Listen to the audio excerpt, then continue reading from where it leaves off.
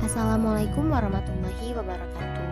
Baiklah, kami dari kelompok 6 akan mempresentasikan materi tentang ejaan, kata depan, kata sandang, dan partikel. Yang beranggotakan saya sendiri Alvera Nurdin, lalu Triksi Mustika Anggraini, dan Hadi Halim Adarta. Baiklah, langsung saja masuk dalam materinya. Disimak ya videonya teman-teman.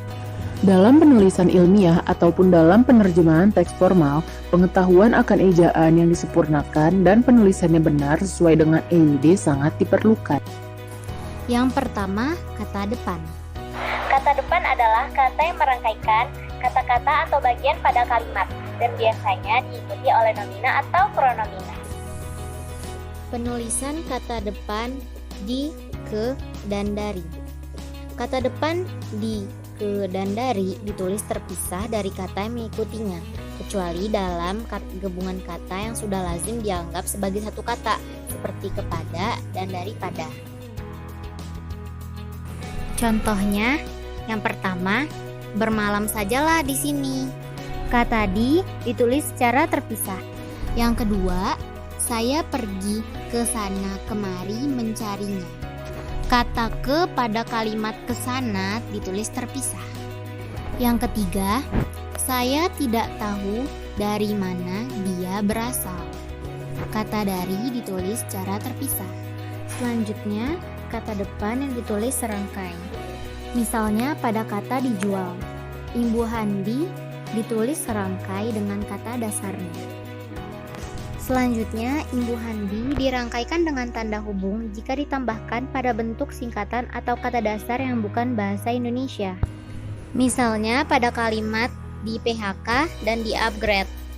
Yang kedua, partikel atau kata tugas adalah kelas kata yang hanya memiliki arti gramatikal dan tidak memiliki arti leksikal. Arti suatu kata tugas ditentukan oleh kaitannya dengan kata lain dalam suatu frasa atau kalimat dan tidak bisa digunakan secara lepas atau berdiri sendiri. A. Penulisan partikel. Partikel kah ditulis serangkai dengan kata yang mendahuluinya. Misalnya, 1. Bacalah buku itu baik-baik. 2. Apakah yang tersirat dalam surat itu? 3. Siapakah gerangan dia? Partikel pun ditulis terpisah dari kata yang mendahuluinya. Misalnya, 1. Apapun permasalahannya, dia dapat mengatasinya dengan bijaksana. 2. Hendak pulang tengah malam pun sudah ada kendaraan. Partikel per yang berarti demi, tiap, atau mulai ditulis terpisah dari kata yang mengikutinya. Misalnya, 1. Mereka masuk dalam ruang 1/1. Contoh kedua, harga kain itu Rp50.000 per helai. Ketiga, kata sandang. Apa itu kata sandang? Kata sandang adalah kata yang tidak memiliki arti tapi menjelaskan nomina atau kata benda. Kata sandang ada dua, si dan sang. Si merupakan kata yang bersifat netral yang penggunaannya dipakai di depan nama diri. Yang kedua, sang. Sang merupakan kata yang mengiringi panggilan manusia dan juga digunakan untuk menyindir. Contoh kata sandang si. Si Pengki tengah menyapu di halaman rumahnya.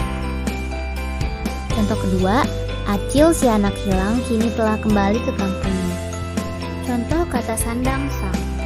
Yang pertama, senja hari karya sang pencipta pun kini telah tiba. Yang kedua, semua peserta upacara memberi hormat kepada sang saka merah putih tersebut. Sekian, terima kasih telah menyaksikan video kami. Mohon maaf apabila ada tutur kata atau penyampaian yang kurang pada tempatnya. Kami akhiri. Assalamualaikum warahmatullahi wabarakatuh.